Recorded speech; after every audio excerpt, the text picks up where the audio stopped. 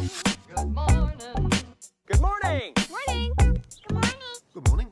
You mean to wish me a good morning? What do you mean that it is a good morning whether I want it or not? Please go away. Let me speak for the love of God.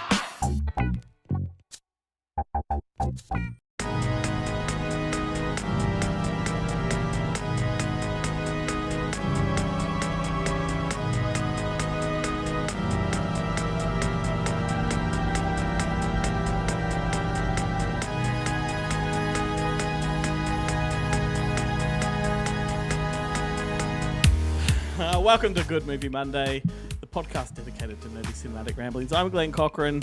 Somewhere here amongst the rabble is Ben Hellwig. Where are you, mate? There you are. G'day. I'm right here. I'm next to you. On my screen, I'm next to you. Oh, not on. Actually, you are. Mine just keeps changing around. How are you? This is good. I feel like it's the Brady Bunch. I can do like the talk to people. Well, this is our final episode of the year. The gang is all here, as you can see, and we'll do the introductory whip around in just a moment. But first, thank you all for listening. The fun doesn't stop here. You can find all sorts of bonus content, mostly videos, on our social media pages, particularly Facebook and YouTube. This is a particularly fun episode because it is video. It's the only video show that we do each year for Good Movie Monday, and you can go to goodmoviemonday.com to find your way to our social media platforms. So, this episode, Ben, what are we doing? Well, I was going to say, I think according to the internet poll that I recently saw, the fun definitely does stop here. That is the general consensus of the Good Movie Monday podcast. Excellent. Well, good. Let's do it. Let's bring the team into the front line. We'll kick it off with Chloe Ritchie from the Wednesday Up Late podcast. What's up, Chloe? She saved it just for us. Chug. Are you in full Christmas mode? Absolutely. I got the hat. I got the beer. We're all set to go. Awesome. And then we've got the coach who provides us with our weekly dose of cinematic steroids, Jared Gunn from Monster Fest. How you going, mate? Very, very good. Feeling awfully festive in my Halloween top here. I figured I haven't seen that many movies from 2023, so I may as well wear something from October for December. I can't even read that top. Oh, well, there you go. There's some imagery for you. Are you glad to be at the end of the year? Yes and no. I mean, the year, it's going to be like, I'm going to be working right to the finish line and then pretty much from the start of 2024. So I don't know. I feel like my end of year might not actually come till February, possibly March at this point in time. Ugh. So Easter will become my new Christmas. Ugh, yuck. Melzy Begg is from the Hello. Melbourne Horror Film Society. She graces us with her presence Oh.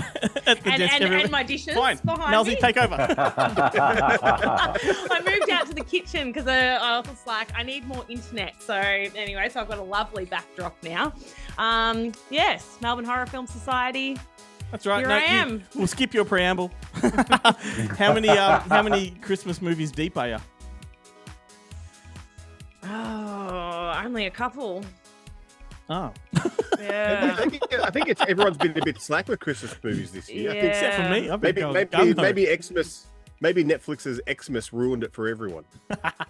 Now we just don't really care anymore. And then, of course, we do have the Boneheads, the three guys from Kentucky from the Bonehead Weekly podcast, who is probably cursing us right now because it's something stupid like 3 a.m. where they are. Joe Lewis, how are you, mate? Tired, bitch. I was about to apologize, but fuck you. And we got Chad Jennings. Didn't realize I could say fuck, so I could have went a totally different way with this. Chad Jennings, how are you? Hopped up on Mountain Dew, cocaine, and pixie sticks, bitches. Oh, he's in the jealous. Kentucky spirit. Absolutely. Have you taken the day off? No, actually, as soon as this is over, I got to start getting kids ready for school. Oh, my God. And then James Thomas. I'm told that you don't sleep. I don't. Well, that's their problem is they don't have enough insomnia. I mean, of course, I'm hallucinating left and right, and I don't know if any of you people are real, but it's a good time. No, there truly is. You're not hallucinating. That's an actual fucking elf.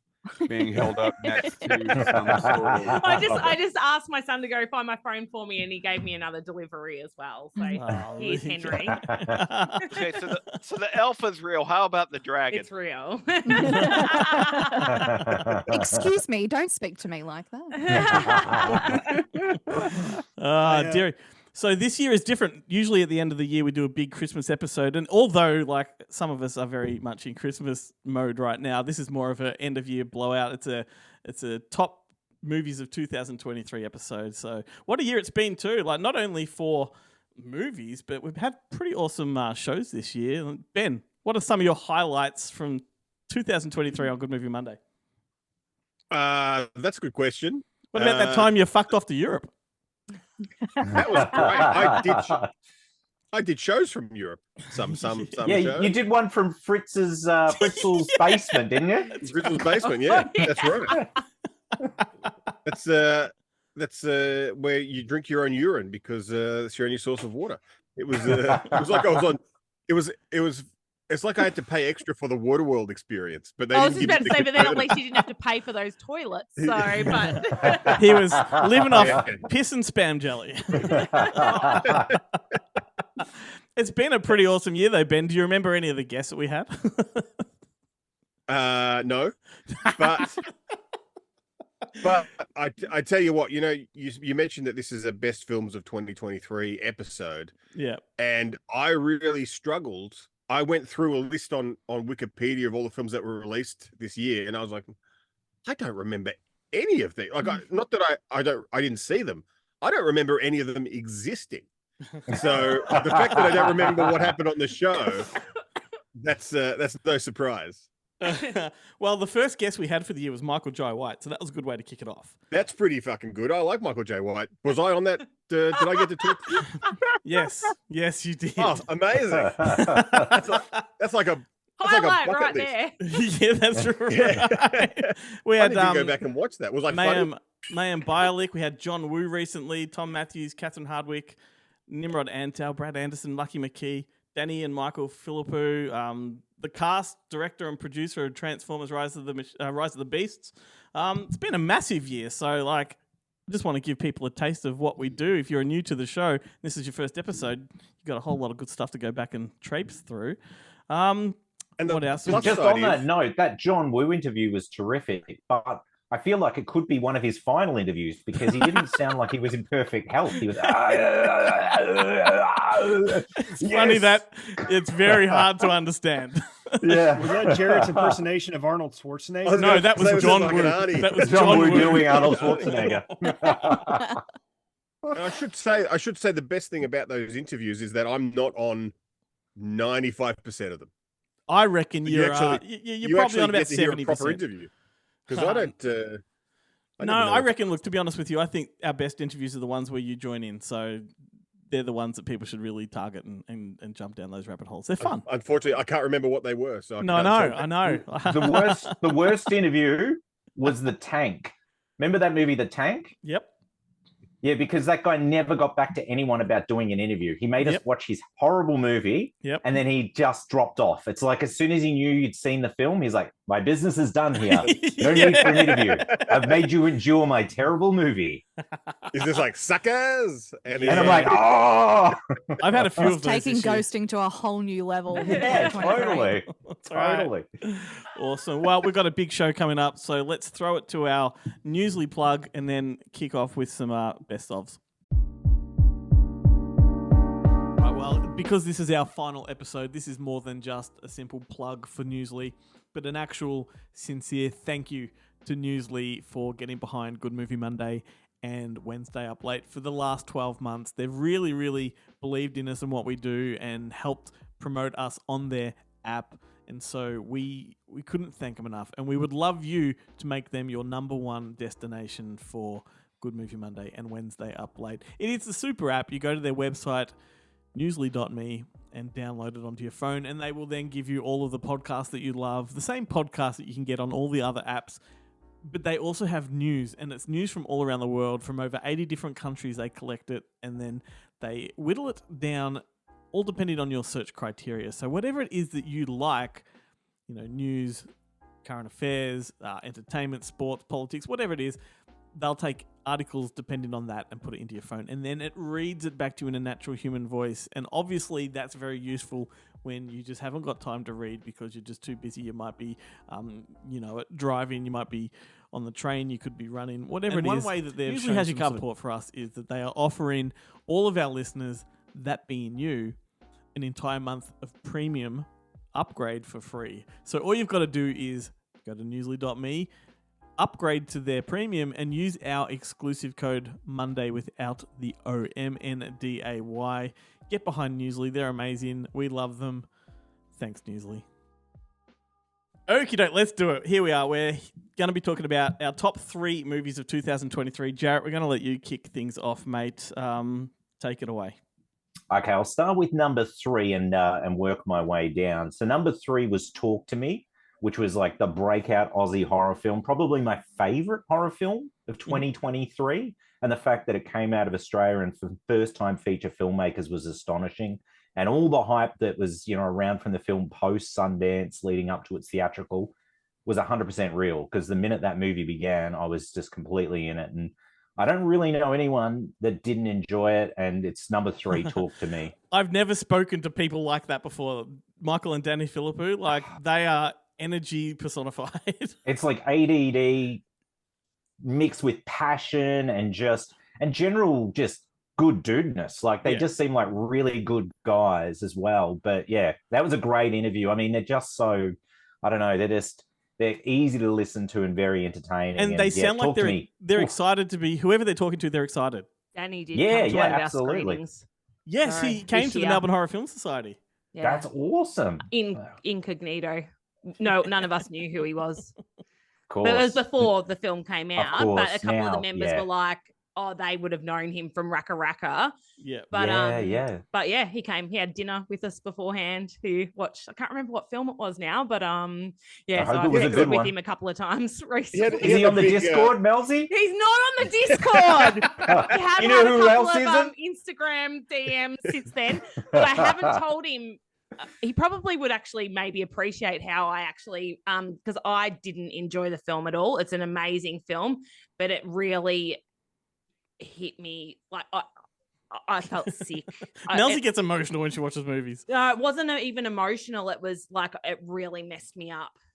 But it's a horror. I hear movie, you. so- I watched a film the other day that was outstanding, like Yeah. an incredible film. Yeah. But it left me feeling so anxious and unclean that I just couldn't. I don't know if I could go back to it. It's that cat person Yeah, I could movie. never. Yeah. And it's amazing. It is but really it is good. such a grueling and Yeah. unsettling. What a final act! I tell you what. I was going to Incredible. say, I warned you before I sent you that my 10th birthday party video. I warned you that it was there, and you wanted to watch it. So I've that's on you. overdubbed it and added a bunch of fart sounds now, and I can totally get through it, Ben. and that's how we're going to win that JVC Home Entertainment Prize from Australia's Funniest Home Video. Whack it in the old JVC. Okay, Right. number two. Number 2. I do want to say, I'm going- I do agree with Jared and Melzy. That's how I feel when I watch Follow That Bird. Glenn's Shut your favorite. mouth. Shut your mouth. Top 10 favorite movies Is of all time. Steve Martin's in Follow That Bird, isn't he? No, Chevy Chase. Chevy Chase, that's right, of course. Anyway, number 2 is Riddle of Fire, which is an indie, I guess, kids adventure film for adults that I caught at a film festival this year. And it was just pretty much like unlike anything I'd seen. It took what you'd kind of enjoyed about 80s kids adventure films, but with a very indie film aesthetic, an offbeat sense of humor, and an absolutely killer like soundtrack. The finale of the film was to the score from Cannibal Holocaust, which just blows my mind. Yeah. It was all round a winner. And again, it was another one of those films coming out of it that I don't think anyone that was there did not enjoy. Everyone sort of raved about it. And I just looked it up. we were What a angry great that we didn't poster. get it for Monster Fest. What a It great was that good. poster. Yeah. Yeah, it's incredible. It's actually going to get a release, I think, soon, maybe early next year through Vinegar Syndrome.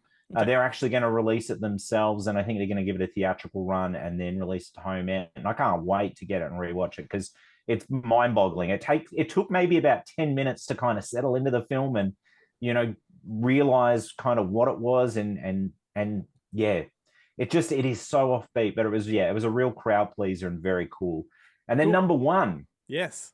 Number one may raise some eyebrows purely because it is technically a 2022 film, but it wasn't released in Australia till January 26th this year. So that's why it's made my list. And admittedly, I did not watch it till March or April, and I had no intention of watching this film. The only thing that drew me there was the fact that I found out the director was Todd Field, who directed In the Bedroom and Little Children. It's Tar with Cate Blanchett. Oh, dude. And it was just fucking phenomenal. I hated it. I thought it's like honestly one of the best films I've seen in like a decade. It was unlike anything that I had seen, and there was something about it, because I don't want to ruin it for anyone that hasn't seen it, but I was watching it and I kept thinking I was seeing things, and I was like, oh no, it's just maybe I'm tired and I'm just seeing some things. And then at the end I said to Danny, did you see these things? She said no. And then I of course jumped on the internet. Someone's done a YouTube video, and sure enough, those things were actually in the film, very subtle. But it's a psychological horror film more than a drama. Yeah, no, it totally is. But that I'd liken it to Possession. Isn't it? But yeah, it's the one with Cate Blanchett, isn't it? It is. Yeah, it's her slow disintegration, and she's being called out for some predatory sort of acts. So it's sort of like she's a Me Too film. Yeah, but it's just incredible watching her slow decline, and there's something else going on underneath the surface as well, which is interpretive as to whether it's really happening or it's part of her psychological decline.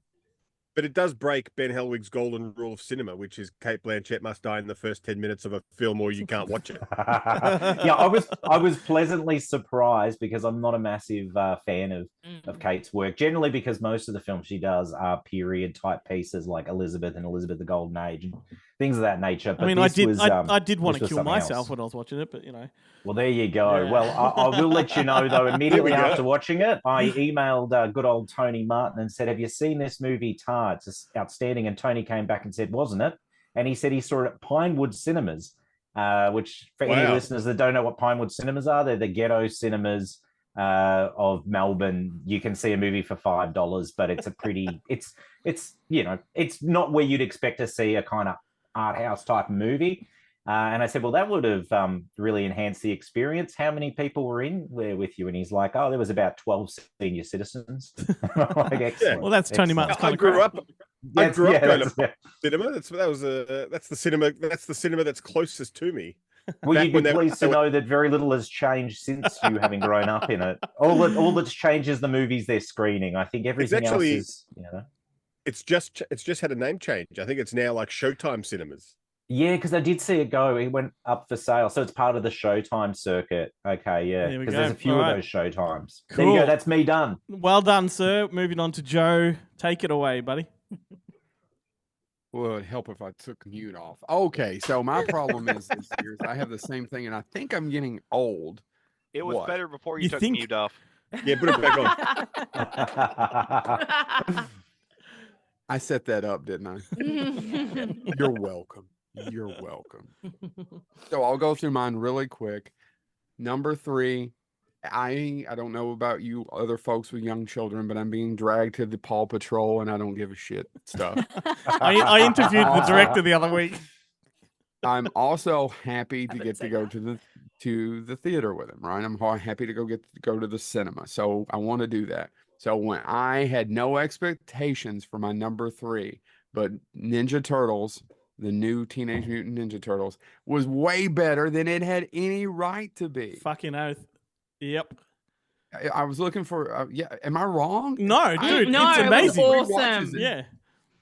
I just want to say, Joe, that if that's your running through them real quick, I'm going to hate to see what happens when you take your time. Yeah, absolutely. Absolutely. Number 2 was my adult film experience. Ooh. Not exactly where we're going with this, but close. Jarrett, do you want to give me an example? No. That's a previous joke. I know it's a cliche film. I know you can see the ending coming from a mile away, but it was so nice to sit in a theater, in a cinema, and watch The Holdovers. Oh my God. An adult movie. How good was it? It was so damn good. And it's so well acted, and there's absolutely nothing wrong with it. Is it Alexander Payne's best film? No. But well, you know what? I actually think it is.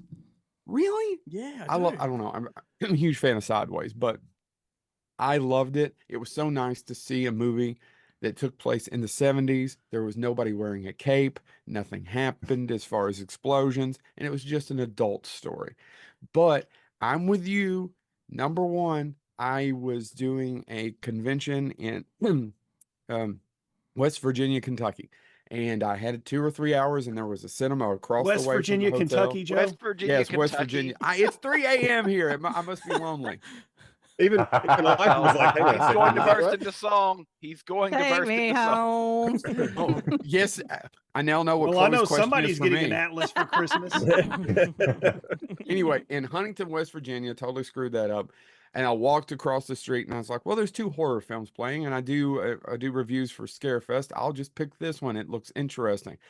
That's how I met Talk to Me, the best movie. I can't believe. Oh, so you Talk had a to me. conversation with it?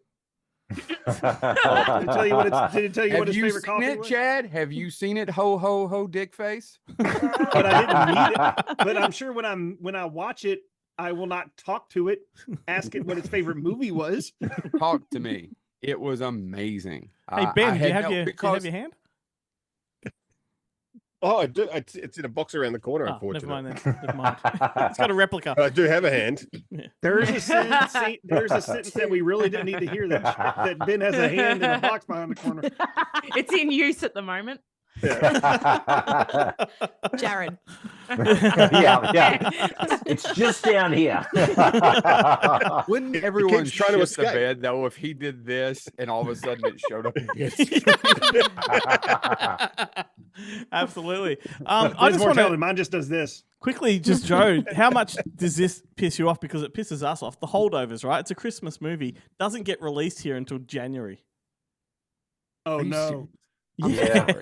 I'm hanging for it. I'm Makes no hanging sense. for it. I saw it at a media screening, so I got to see it on time.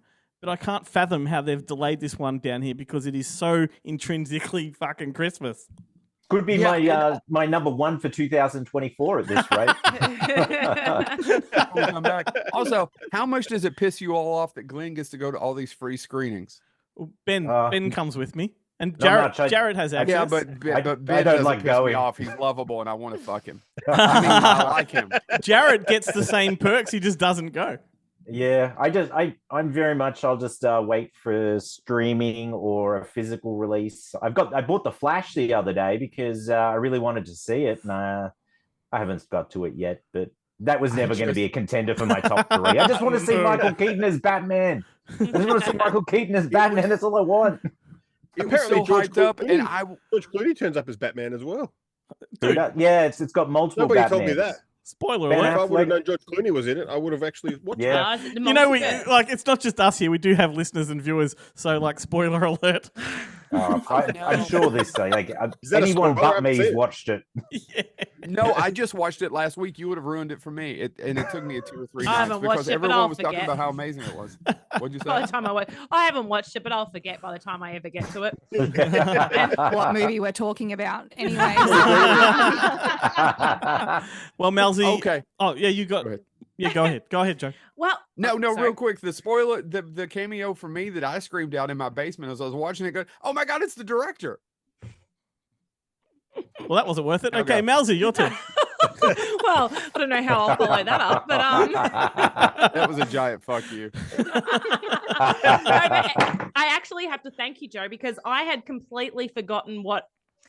I have 3 other movies, but I have been racking my brain the last 2 days going, I had a different third movie, and it was Ninja Turtles. So thank you for that reminder. That's why I was sitting here going, oh my God. But anyway, I'm going to go with my 3, but they're in no particular order.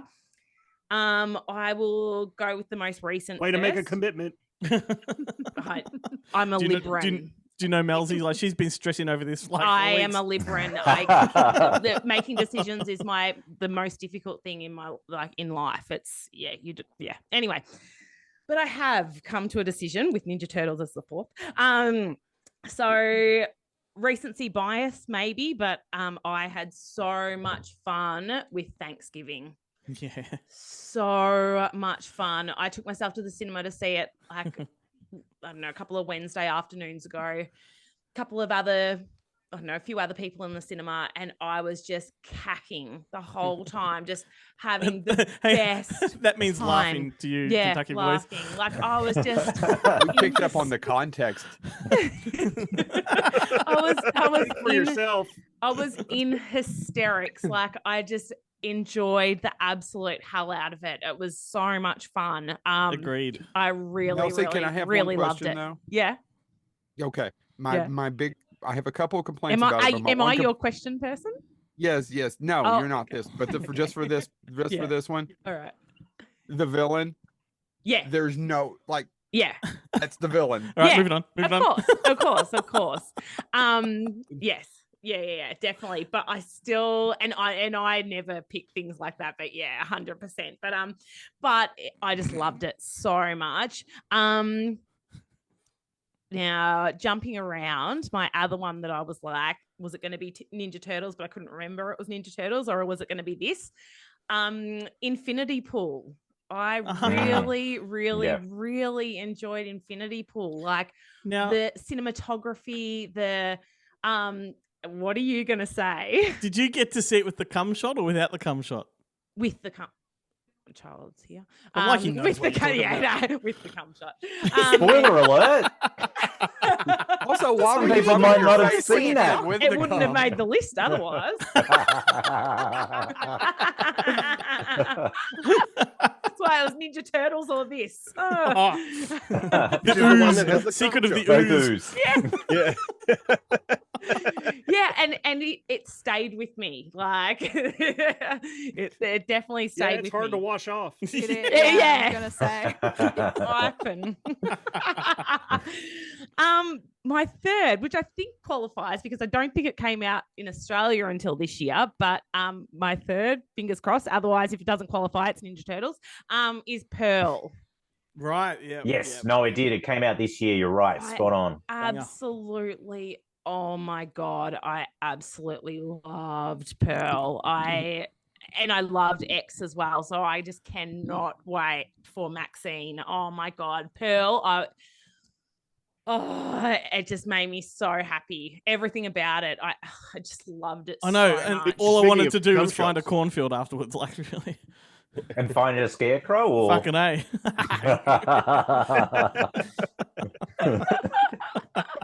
I enjoyed Pearl a lot more than X. likewise. Yeah. Yeah, Me too. I did too, but I still enjoyed X though. But Pearl is Yeah. like I actually enjoyed X more after I watched Pearl. I went back and Yeah. watched X and actually enjoyed it even more. I Like agree. went, okay, now but Pearl was phenomenal. See, Yeah. there we go. Oh, There's I been so far. There's been lots of connections to the show, Ben, because we have interviewed Martin Henderson for X. I interviewed. We interviewed him for Talk. You did. Brennan Cronenberg, we had him on for Yeah, Infinity yeah, Pool.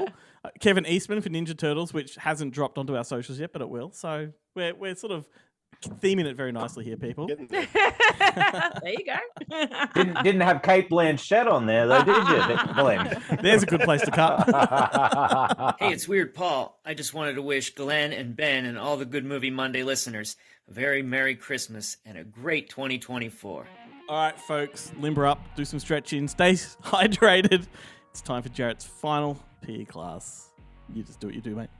All right, I'll do it. I think So that- rather than that, tell you what's Sorry, Joe. I think that deserves the award for best PE class intro of the year. yes, Glenn's been a bit 2023. slack. Except you fucked it up by jumping in and interrupting. By jumping in. Yeah, no, I fucked up the segment, not the intro. That's all right. They're different So rather awards, than- different categories. Exactly. Rather than tell you what's coming out this week, because realistically, there's not much. I'm going to tell you what's coming out early next year. So what we've got coming out in January and February. So first up, we've got Saw X. It's getting a release on Blu-ray and DVD on Jan 17th. There's no 4K UHD, and the Blu-ray does not have Dolby Atmos locally. So I've gone to the effort of importing it, admittedly sight unseen, but I figured I own the other 9 of them. So I've heard the 10th one's pretty good, so I'll just add that to the collection. And That they- arrived today, so I'll they watch just- that in 7 months. They just greenlit number 11. Number 11, yeah, absolutely. So, yeah, Saw X, January 17th, Blu-ray DVD. Also on that very same date, on January 17th, getting a 4K UHD Blu-ray and DVD is quite possibly One of the films that would not be making any. Hey, sorry, Jared. Just to stop you for a second, can we acknowledge the messy sink behind Melzy? But it's a lovely toaster. They're all clean. They're all clean, but they haven't been put away yet. I've got internet out here, all right? You can't have everything. Carry on, Jarrett. Sorry about that. So, infinitely worse than Melzy's sink is The Exorcist Believer, which is coming out on 4K Blu-ray and DVD. And I didn't even make it through an hour of the movie. I tapped out as soon as Ellen Burstyn had come into it and done her spot, and I went, "This film cannot get any better." Fucking awful. Did you make it 3 nights? Did you make it up to the part where Justin Bieber comes in and then they kill him? It's the best. That's the best part of the spoiler alert. No. Sorry, Hang on, spoiler alert. Are we talking about Zoolander 2, or are we talking about? It's a Belieber joke. It's a Belieber. Yeah, I it's a get you. Belieber. I'm feeling you. No, that's all right. There's a whole conspiracy about him as well. They've gone down like a fucking lead balloon, mate. I didn't get that. Look, at I loved you, all. Miss. I'm on I board. was with you on that one. Yeah, You I didn't lost get me that on at all. I was Bieber. sitting here going, "Wait, where was Justin Bieber?" Needless to say, though, Ben's joke is infinitely better than the film Exorcist It Believer. was. It's It a was an awful pointless movie. It's such It's an a- awful. Oh God! And some people were saying, "Oh, like it has a really good build up, but then it kind of loses momentum and turns to shit." There's no build up. And I'm like, "There's nothing good about it. There's no character development. It's just.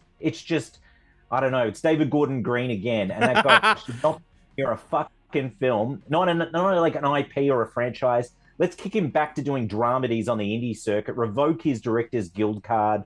I've had enough of him." So You yeah, must be I don't looking think there's forward to going to be a number 2 and 3. trilogy anymore. So they No? wasted a lot of money buying the rights to do this. Am I- 400 million. I was going to say, am I ruining Outrageous. things, Glenn, by saying that David Gordon Green's going to be on the show early next year? I was about to say that. Glenn can let him know when he interviews him next year. No, I mean he was quite good in The Unbearable Weight of Massive Talent. Was he in that? Yeah. Oh, okay. Well, there you go. He was the director that Nicolas Cage gets advice from. Ah, Oh, right. Okay, yeah, I have to go back and watch. Don't I take can his only advice. remember Don't take his I only advice. remember the smooching. Yeah. That was That's Keith. that's our show's new tagline, isn't it, Ben? That's right. Good Movie Monday gives good smooches. So the next one up is admittedly one I haven't seen, and I dare say no one here's seen. Maybe Glenn's seen. The John Cena action comedy, possibly a bit of romance in there. Freelance No came thanks. out theatrically. Kind of no one I knew really about want it. to see it. What's coming out on home entertainment in February. That's Feb 7th on Blu-ray and DVD. Then we've got Silent Night, the John Woo actioner, festive actioner. It's getting a 4K Blu-ray and DVD, and that's coming out on Valentine's Day because there's nothing like watching a Christmas movie on Valentine's Day.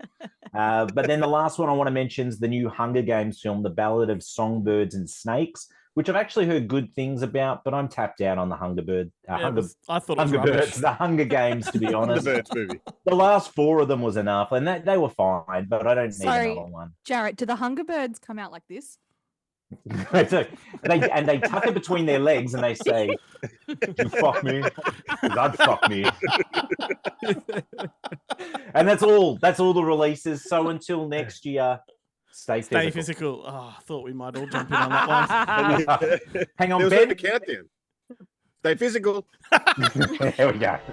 Tout, through and about your callow life in dismay. Rentum osculum tormentum. A decade twice over a day. We're about to throw to a song midway through the show here. This is a bit of a treat for everybody that's actually watching this episode on Facebook or YouTube because Chloe actually hosts a midweek show with myself called Wednesday Up Late. It's been a wicked year this year. We've hosted 2 specials, one from Oz Comic Con, and our 100th episode was a rotten food fest, eating really disgusting putrid foods. And I just thought, for this musical break, we'll do a bit of a visual musical recap of the year that was. So enjoy, and we'll catch you all on the other side.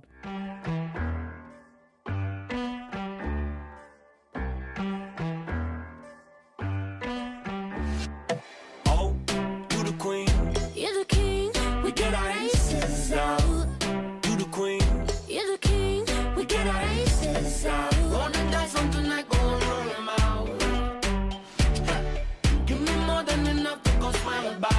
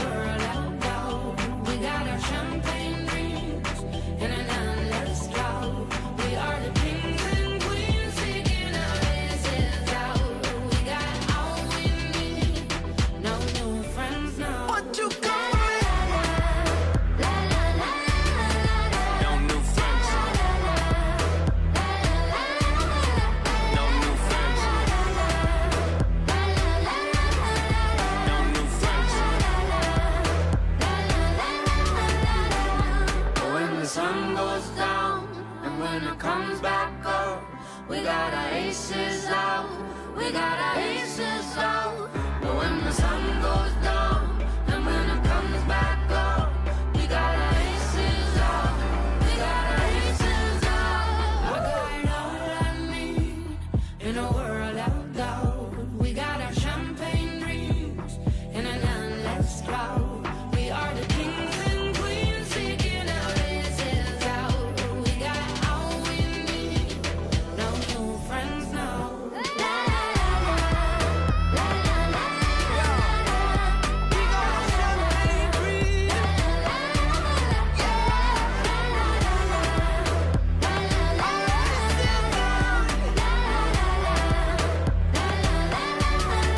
No new friends. There's a fun little song. Hope you enjoyed that video. That was No New Friends by LSD. And now we're going to turn to James for his top 3 movies of the year. Go for it. And you don't sleep, so maybe you're on the LSD. I don't know. I mean, not on my salary. I'm not. It'd just be nice. I just have caffeine.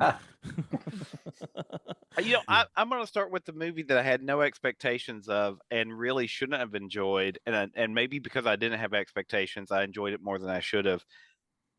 Yeah, I'm going to say I actually enjoyed Dungeons and Dragons Honor Among Thieves. Yeah, it was awesome. So good. But it was fun. It was fun, and I Yeah. think that was like I was going to go see it with my family, but they picked a certain movie about an Italian plumber that battles mushrooms instead, and so I didn't see it for a long time. And I was sitting around, and I was not having exactly the best day, and I was like, I need escapism. And I had heard enough good things about it, I'm like that'll, and I enjoyed it. It was exactly that. It was Let me tell you escapism. a funny story. So I interviewed the directors, right? And I complimented them on what I thought was the funniest joke in the film, which was the Chancellor Jonathan scene, right? And I said, I just think the fact that you've used, it's like a Python thing, you've used this common name, Jonathan, and you've really made it funny. And he goes, well, no, actually, you're pronouncing it wrong, which most Australians do. He goes, it's Jonathan. Jonathan. He goes, and Jonathan is the joke. I'm like, well, that's not funny. Like, That's not a, that's not a joke. Well, I think the other thing it made me realize is I want nothing but Hugh Grant to be a villain from now on. That's what he needs to be. Or an Oompa Loompa. No. Yeah.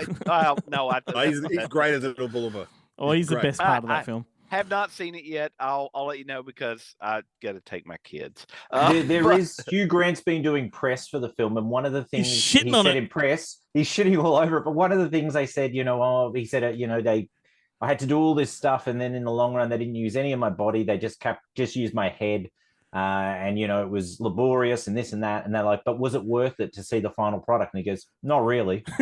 And I'm like, wow. But I love Hugh Grant as an asshole. I think it's great. Me too. He's a villain and he's an asshole in real life. That check had already cashed. He was good. Yeah. For my second one, and I know I'm the one, I saw some of your comments on it, but I am the one that Indiana Jones and the Dial of Destiny was meant for. Oh That my was I absolutely loved it. I think it hit me on a certain level. One of the scenes, spoiler I guess, but halfway through the movie where the old Indiana Jones would have been, hey, we got away again and all that stuff, and he has the line, my friend died. Mhm. And I Yeah. think that hit me My friend in a was certain murdered, way. Yeah. Yeah. And I think that shows an evolution of that character that I wanted to see and didn't want to see at the same time.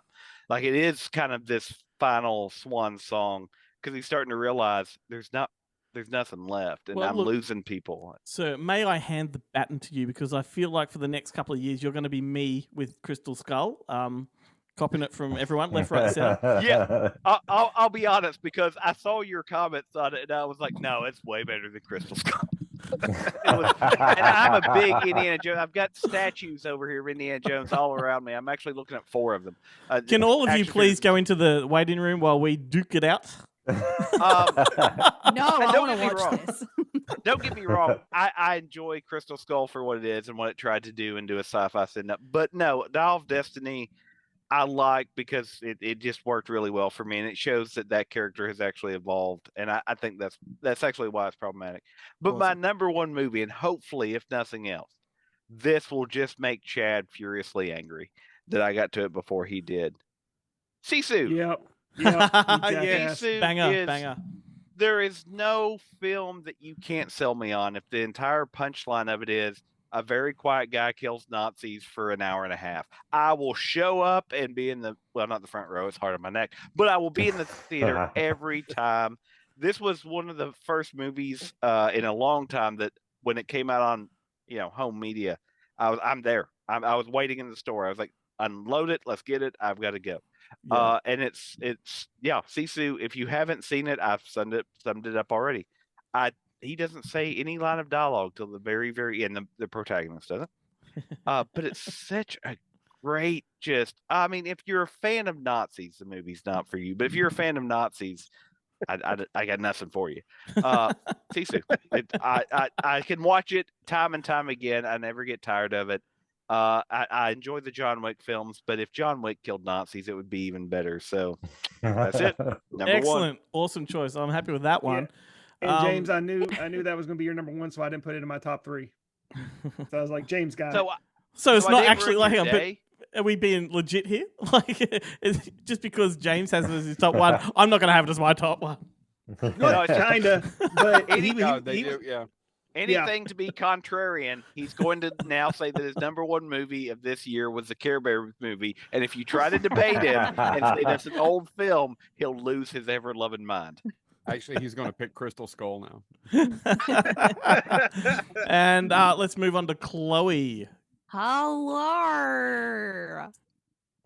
So as you all know, I am a basic white girl. So all of my top 3 movies are basic white girl movies, I think. So strap in.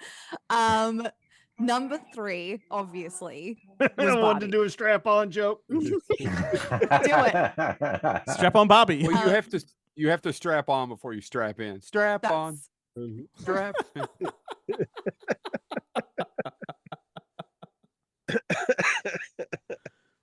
As you were saying. So Barbie, I was anticipating this movie for, as soon as I knew it was coming out. Ryan Gosling is not like up there for me. He never has been like that. Oh, Ryan Gosling. It's never been that for me. In this movie, I was like, oh, Ryan Gosling, you are so good. I love you so much. Is he Knuff? What? Is he Knuff? He's Knuff for me. Yeah, no, it was so pink and sparkly. Joe, and shut up. Oh, damn it. The movie, not the strap on. And I loved it. So it was my number 3. And you'll never listen to Matchbox 20 the same again. No, I will. It's heightened for me now. It's just gone above and beyond. My number 2 really, really surprised me. And I didn't want to watch this movie. I was convinced to watch this movie because my 12-year-old brother was able to watch it. So I'm like, well, I'm going to be able to watch it. And as you all probably know, I don't consider myself a fan of horror, although I don't classify this as horror. I don't know. I'm wrong. I know. I'm just going to get that out there now. Cocaine Bear was my number 2. Yeah. Fuck, It was it's a fun. good movie. It's Like, so good. so good. I don't like. I have no Loved other words it. for it. It was That's from the funny. Boneheads neck of the woods. funny. Yeah, Just We funny. have the real, Yeah. we have the real Cocaine Bear here in town. Yeah. I'd say I have a photo of my son posed with it because I'm a good father, and I'm like, hey, sit next to that bear. And take cocaine. Let's get a Yeah, photo. oh, yeah. I Hang have on, my. hang I on, have hang a, on, hang on. They've stuffed it. It's taxidermied. Yeah. yeah. No, wait. wait. Really? It Yes, really yes. is a real story. Oh my Yeah. god! Yes, Yes. Waylon, the country singer Waylon Jennings owned it for a while in the FBI. It's this Okay, actual so real story. It's now that slightly we've- more interesting than the bullshit movie. Yeah, Okay, yeah, so now that we've got that out of the real- way, Chloe, let's just quickly go around the table here. White Castle's real, right, folks? Yes. Oh my God, yes. Yes. I've eaten there several times. I know. Yeah. Chloe didn't think it was. Same. All I want right now is to see Cocaine Bear in the person and eat a fucking White Castle burger. That is all I want Boom, right now. 2024. Get on a plane. You Get on a can't get plane just back one in White time. Castle burger. You have to get 4 White Castle burgers. Yeah. Yeah, you can't just I do will one. sit Oh. there for hours and eat burgers. And you can Don't even tell you me can that. you can buy them Oh, frozen in right the now. supermarket, can't you? They're like that big. They're like little Ah. They're tiny- not that good. They're not good out of the Sliders. Mini supermarket. burgers. You They're have like to get them from sliders. the restaurant. Yeah. But James, by what the do you way, right now, just FYI, not that I'm doing a sales pitch, but if White Castle wants to pay me, anyway, you get 10 White Castle cheeseburgers for $6.99 American, so that's not bad. So there you go, live the dream. So cheap. And then What I the don't. You all hell? probably don't have this here, but But when you order White Castle, you have to get a big red soda. It's a cherry vanilla soda, because if you don't, when you drink the big red, it negates the after effect of what happens when you eat too many White Castles. That doesn't happen to me. anymore, Really? Chad. I built up immunity. No. Totally bullshitting you. 7-Up. But real quick, we have a historic theater here in Lexington, Kentucky called the Kentucky Theater. It's over 100 years old. They had Cocaine Bear. I saw the premiere that weekend there with the actual Cocaine Bear. It wasn't my favorite movie I saw, but it was my best experience at the theater was watching Cocaine Bear with this historic theater, almost jam-packed and everybody drunk. What did Cocaine Bear think of it? So good. So good. And I'm not trying to steal. I'm not trying to eat too much of Chloe's time, but the funny story is, like James, there's a place called the Kentucky for Kentucky Fun Mall where the Cocaine Bear is stored, and my 7 and 9-year-old went and they wanted to take a picture with it, and I was like, great, but then I realized they were starting to ask me what cocaine was. Yes. You showed them, right? Hold on, I've got this. You showed them, right? Well, the kids in the movie, like, Well, the they funny ended up is, fine. in the where the cocaine bear is on display, they have several cocaine paraphernalia around the bear. I hope that it's like Yeah. the Coca-Cola Museum in Georgia, where they've just got little samples of Coke from all around the world that you can try. No, I've been what they there. have, Ben, you'll love this, is they have a piece of fried chicken stored in resin, and they want you to pay $150 for it. So, Chad, I've got how you explain cocaine to your children. That is what your mommy has to do to tolerate being with me. See, if you tell your children that, it sets them up to have a conversation with their mother, and you won't have any more conversations with anyone I else. think my exact description is it's a very bad drug that makes people very, very jumpy. That's what it was. That terrible well done. booger sugar. I think it's what Mary Poppins gives the children to clean their room so fast. Chloe, just jump in and take over. Just jump in and take over. So- Go freedom. So Run, sorry. I'm gonna finish that with saying, Melzy, 2024, you and me, babe, we're going to Kentucky. Number Hell one, yeah. please do not judge me on this. Okay, Too late. I am a sucker for an SNL comedy. I am a sucker. So Walking when Romano for the Glenn win. recommended to me, please don't destroy the Legend of Foggy Mountain, I was like, all right. I don't think I have laughed this hard in God knows how long. I was like, I've had 3 kids. I almost pissed myself while I was going to watch this movie. It was uncomfortable. but Jarrett and I watched suffered that through in it. sync on the same night, texting Yeah. each other back and forth, going, "This is fucking So amazing." good. So I good. was cackling. I was cackling and cacking myself. Hacking. It was it's just, if you want a good giggle, go for it. And It's great. just to clarify for the people at home, Chloe, when you say almost piss yourself, Mhm. you mean you actually pissed yourself. Right? I there was a dribble. All right. I can So stand to that hear wraps some up my more. top 3. I was about to say, Excellent. now, here in a second, Joe's going to hit you up for your OnlyFans, and it's going to get All right, Chad, we head over to you now, mate. Oh my God, I couldn't help it when she said cacking. Oh man, so I kind of had the same problem as Melzy, but kind of different in that I had so many movies I loved this year that I was having a hard time putting them in the top 3, which is why I left Sisu out, because I just knew James would give it a glorious recommendation, which he did. So I'm gonna pick my third pick was one that went right to streaming, but it's They Cloned Tyrone. I legitimately love They Cloned Tyrone. It's I've never heard of it. Was this the Jamie Foxx one? It's Jamie Foxx, John Boyega. Oh yes. Gotta see it's this. and it's it's about a gangster in Los Angeles, or in a Los Angeles type area, who just realizes that he has been cloned over and over and over again. Spoilers, by the way. And then it's just chaos ensues, and the director and the writer, they cover like all the African American stereotypes that we have here in the United States, and they tie it into a government conspiracy, which is hilarious. Yeah, I could not stop watching it, so I really really enjoyed it. So that's why it made my top 3. What Number 2, streaming service was it on, Chad? it's on Netflix. Netflix. Netflix. Okay. Yes. Now number 2 was going to be Sisu, but I replaced it with Dream Scenario with Nicolas Cage. Yeah. Oh man, I want to see this bad. yeah. I gave up the screening the other week because I was just too tired. I couldn't go at 9:30 in the morning on a Yeah. Wednesday. And I want Couldn't to wake see it up. with my wife. We love the Cage. We've got to see the Cage together. I saw it at 9 a.m. on a Friday morning, and I am so happy I did. It looks great. I haven't seen it, but hanging for it. yeah, me too. Yeah, the only criticism I have is the plot's kind of weak, but Nicolas Cage's performance from beginning to end sells the movie. And he plays the most awful person ever. Didn't he say this Wow. week or last week he's only got 3 films left in him? Yeah, Three and mainstream big budget films, but 31 DTV action thrillers. He's still got to Well, I finish think the he said Left he Behind trilogy.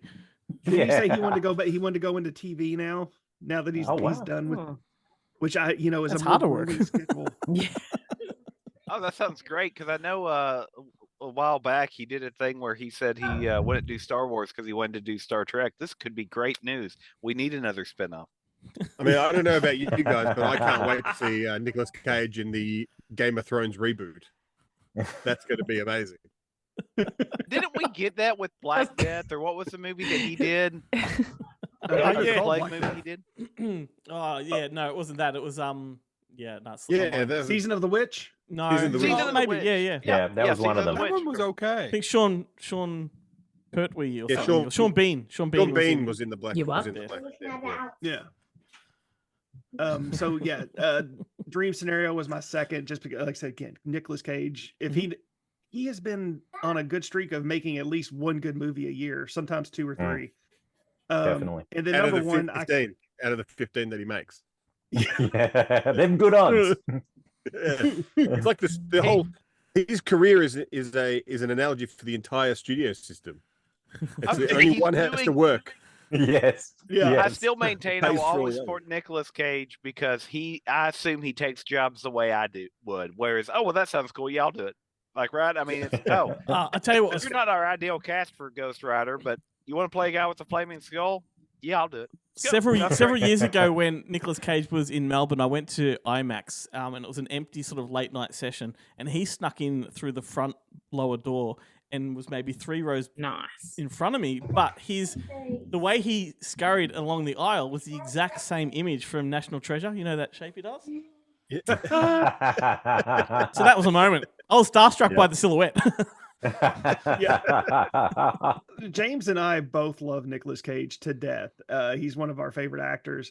Joe's too, but James has been insistent that we try to watch Grand Isle with him, and I cannot get through it. I've given it 2 attempts, and I just Oh, dude! Now, I told you that's a movie that had a budget in the beginning, and I looked this up. It's true. They were 3/4 of the movie where you're like, oh, this could go somewhere. Like they built suspense.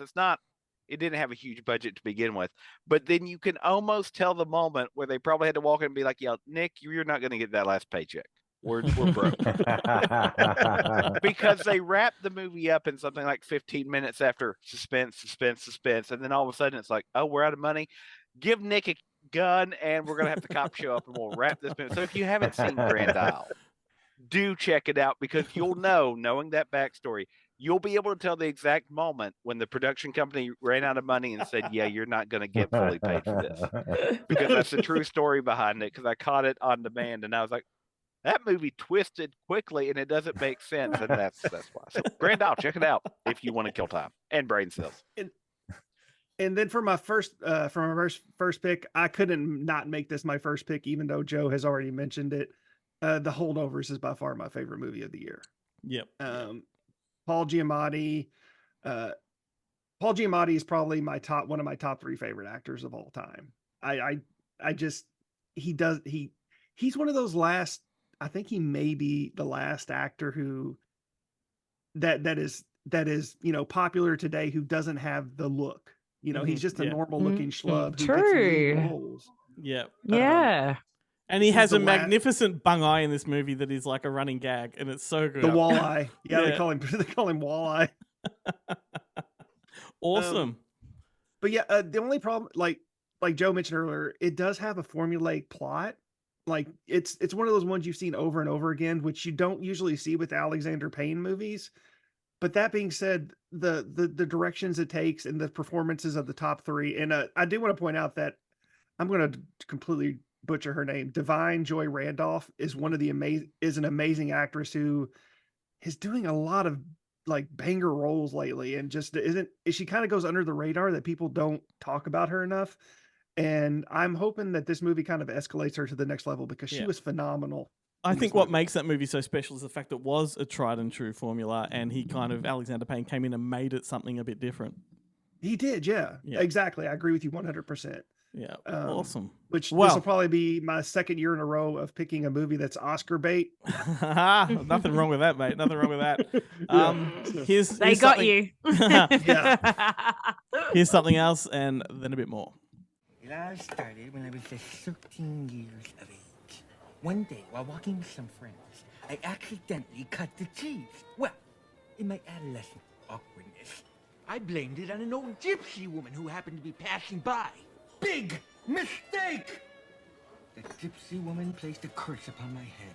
Because I'd smelt it, she decreed I would forevermore be he who does it! So as you've heard throughout the show, there's been some voices there from people that have passed away this year. Very sad.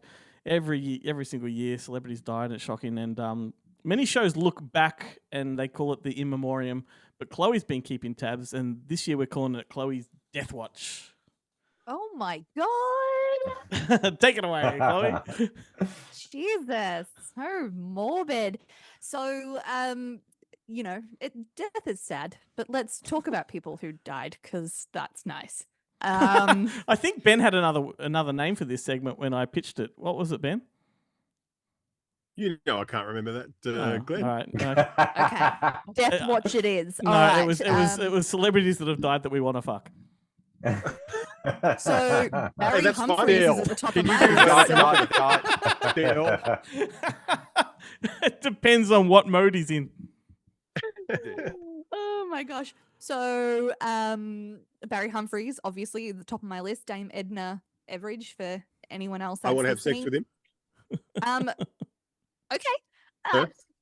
You can now. If you want to.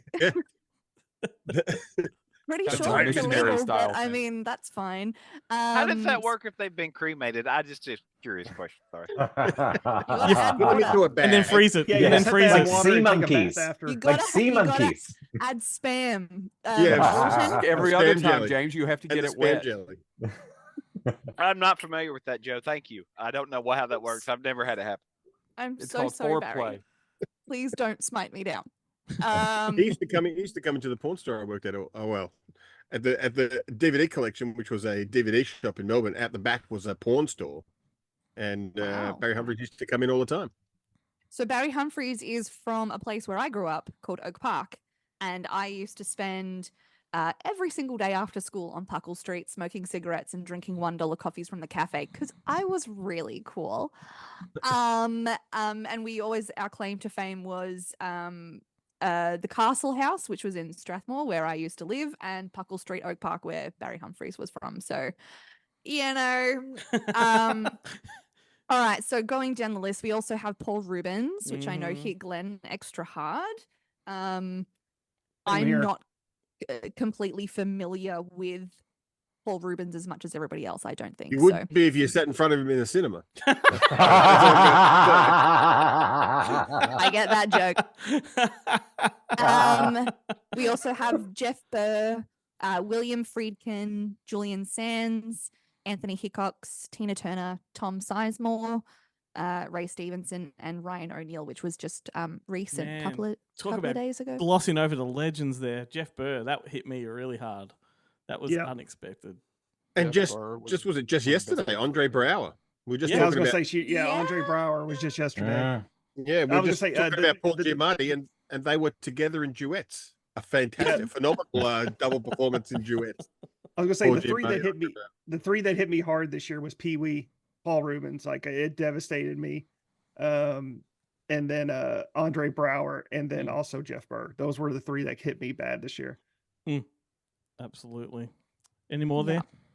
Yeah, there's a few. Obviously, we've got Matthew Perry, which was, I think, a surprise, but not a surprise to a lot of people. We've got people like Suzanne Summers, Richard Roundtree, Burt Young, Michael Gambon. Hang on, did Suzanne Summers die? Yep. Yeah. Oh, I had no idea. Sorry That's about a shock. So sorry for you, Jarrett. I didn't know that. Summer Richard went Roundtree directly into fall. This is why I didn't want this job.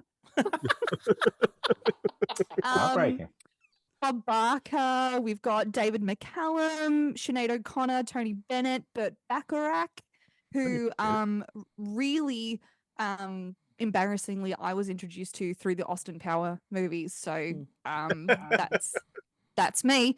We've got Cormac McCarthy, Lance Reddick, Raquel Welch, and Francis Sturg. Yep. Yeah. There we go. Sorry, Francis. Yes, Chad. Is that the end of the list? Yes. Okay, I do want to mention she missed one because this one also, I missed a few. Well, this one also devastated me this year. Was the death of Richard Mole? Yes. Yes. Absolutely. Yeah, absolutely. That was Yeah. Night Court. House. There's only 2 cast members left of Night Court, and it was like my favorite TV show for a year. Still is one of my All right. favorite TV shows of all time. And I'm Fess up, Chloe. Was he on your list? Mm-hmm. Yeah. Did you say it? No, she skipped him. I can't read the list. I'm getting old and I need my glasses and I can't read it. Oh, Chloe. House. He was in House. Oh, Ben, you're Big leaving out. Ben from House. You're leaving out, but I'm a cheerleader. Okay, only me. Never mind. James. I couldn't No, tell if it James was just a wants movie to. or if you were just Yeah, telling he us just that. wants to tell everybody he's a cheerleader. Because I'm well known Good for on my you. positive atmosphere giving. Yeah, I guess when y'all laughed at me standing up, if James stood up, y'all would laugh at him because he's wearing a skirt. Go, fight. Gee, I hope I look all right. Hi, Sean McEwen here. Hey, Glenn and Ben, and all of the listeners. Just a brief holiday message to you guys. Glenn, wanted to say what an amazing podcast Good Movie Monday is. Probably one of the best ever. And its hosts are probably the smartest, funniest, coolest, and best looking in the world. You guys are truly changing lives. And then in parentheses, Sean, obviously try to sort of put this in your own words, but definitely work those things in. Thanks, mate, Glenn. Okay, yeah. Anyway, so hopefully I got that right. Happy holidays, guys. Sean McEwen, filmmaker here from the US of A. I hope you have a great holiday. Glenn, I hope I got that just like you wanted me to put it. And Chloe Tamman says happy holidays. Actually, she doesn't say happy holidays. She says quit stalking her and please lose her Instagram and her Facebook and all her socials, and our attorneys will be contacting you. Hope you guys are well. Happy holidays. Well, because we're very cheap here on Good Movie Monday, rather than buy each other Kris Kringle presents, for Kris Kringle this year, we're just giving each other questions. So over the course of the last week, I contacted everyone and gave them their secret Kris Kringle recipient. So let us begin. Can we first just talk about what you wanted to do originally? No. Have you forgotten that too? I don't think he has. If I just foiled What did I something. want to do originally? What did I want to do originally? You wanted, you wanted to choose you wanted to choose yourself for everybody's too much question. credit, Jared. Oh no, that's my gimmick of the thing was I was going to give everyone two, like the person they actually had and me. So then I would just have questions, so I'd steal all the airtime. And I decided not to do that because sometimes even I get sick of the sound of my own voice. I think you should have just gave everybody your name secretly. Yes. Anyway. That would have been the right move. I Yeah, should've because just then given everyone that my second name. go to the second person and everyone's faces would just be like, oh Yeah. What? Hang on. That's what he should have done. All right. If only I Who's was first? as smart as you, Joe. I just didn't think of it. Mhm. But I've done why it don't we kick things off with? I'm just going to go in order on my screen. So why don't we start it off with Melzi? Oh man. That's good because I feel like mine might be a bit boring. Mine I might have be too. Glenn. Oh my god. Oh, there we go. I know. Which I think maybe like I think our Christmas episode last year, I was like, we did questions for each other, and pretty much every question I was like, who would you rather have a threesome with, this person or this person? Who would you like? Every single question was like that, and I've gone very like demure this time, which is very weird. So my question is, who is the person that you have interviewed or been in contact with that has made you the most nervous or starstruck? Oh fuck. Well, I actually know the answer to this. I asked him this once. Well, I Oh, think- God, Joe, we're just like in no, I think if I'm not sync mistaken, like I was definitely nervous talking to Michael Mann. But he turned out to be a prick, and so I got over that real quick. Oh, and that was going to be, and how did it go? So, okay. Yeah, no, because I fact checked him and he was wrong and he didn't like it. And then I had a publicist later telling me you can't use that in the interview and all that kind of shit. So Is it a problem if I tell you that I got a secret Christmas message from Michael Mann coming up later in the show? it's a revenge And all it message. is him doing this. It's just him going, "Fuck you, Glenn. I was right. I don't care what Wikipedia says." Let's just say he was as arrogant as fuck. Really? Yeah, he was. So yeah, that's my answer. Well, that's good. Is that the actually same good. answer I gave you, Joe? That's a good answer. No, no, you gave me one. You said Rob Zombie, Oh yeah, of course that too. Oh, so and what happened? as I recall. Does how that did sound that right, go? gentlemen? No interesting story there, but I was just nervous because I was a fan. Like, Yeah, fair. Yeah, and I sort of at that point in time, I was excited about talking to the rock star, not so much the filmmaker. Yeah, I was going to say, yeah. Fair. Yeah, that's right. Next time you interview Rob Zombie, if you've got a similar feeling, just imagine Halloween 2.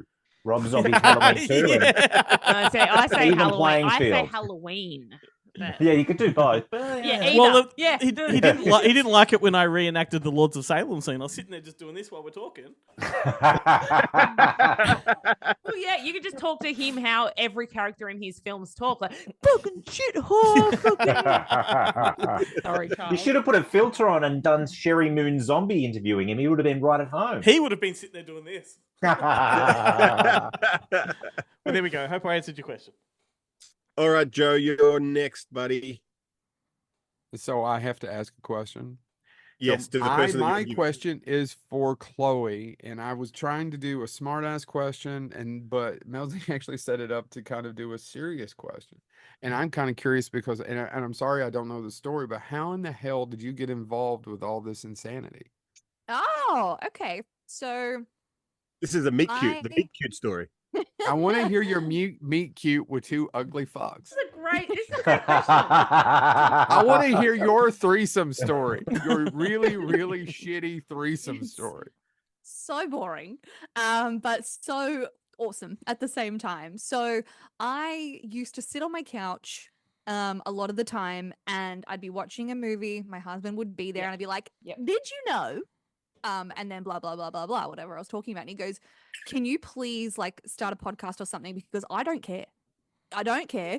There has to be someone else out there that cares. But it's not me." So anyway, I thought it would be really funny to do that with my mum because we're very close in age.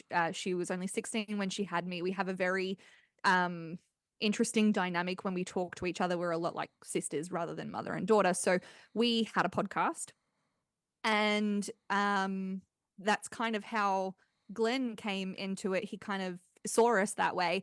And I took a hiatus from our podcast. He asked me to start doing a segment for Good Movie Monday, which I started doing. And then that kind of developed into our own sort of spin-off type of thing. Yeah.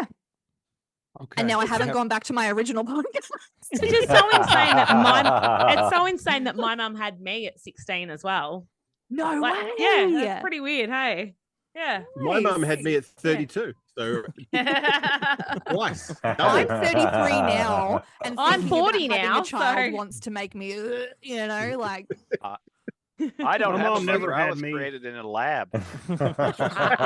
All three boneheads were about to make the same damn joke, only different variations. I was about to say, my mom won't have anything to do with me. So we were all three making this thing. But I do, can I do one really quick follow-up smartass joke? Sure, absolutely. You have 3 children. You know how that Mhm. works, right? Yes, As a guy I who do. only has the one. Okay. I You're do. I insane. know. I'm going to move on. I know. I apologize to the world that I kept doing that. So All right, Chadley, it's your turn. Melzy. So don't worry, I'm not going to ask you what is your favorite cheese pun. Oh yeah, thank God, because I actually forgot about that. So I'm not prepared at all. But It wouldn't have been Gouda at all. Okay, I'm done. And next. That joke No, stinks. I'm also not going to go the route of you and Joe and ask a serious question. What's your favorite knock knock joke? So I thought this was hilarious when I was 3, and my mum having for it. had me at 16, I was, ensconced in all of the friends, the teenage friends, which is insane to think about. Yeah. So I just thought it was the funniest thing. The knock knock, who's there? Bear who? Bear bum. And it's never left. Like That's good. I like one it. of my Timeless. one But of then their you friends gotta dap used the to say, and child as I you just say thought it. that was the funniest. I was like, oh, I'm this is so the glad I funniest didn't get thing that ever. question because there's no way I could remember it.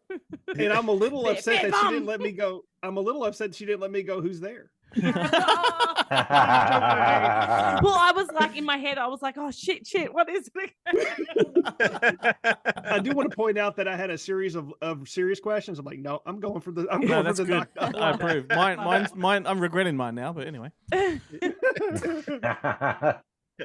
All right, James, my friend, you're up next. Well, Ben, my question is for you, and I'm not going serious or not serious. I'm going somewhere out of left field hypothetical. Sometimes when a show runs for a while, a cast member leaves and they have to recast it. I want you to recast this panel using only celebrities of your choice. Go. That is incredible. And do not say Toadie from that is- Neighbours. Thank you very much. That is incredible. That's right. Friendship question, rides on this, Ben. All right. Starting right, fight since I was born. All right. That's amazing. All right, so I'll start with Glenn. I reckon I'm going to recast Glenn with cute little Jonathan Lipnicki From Jerry Maguire. He's from Jerry Maguire. He's big now. Is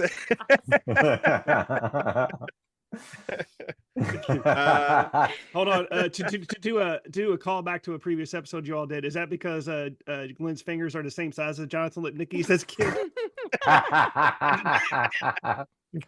He's got those Donald Trump little fingers, little hands. That was wild, that video. I am still sorry, Mel. Sorry, Glenn. I had to go for it. All right, Sorry, Mel. Jarrett. I think Jason Bateman for you. I think. I would take that in a heartbeat. Yeah, Yes. absolutely. I've done well. 100%. Yeah.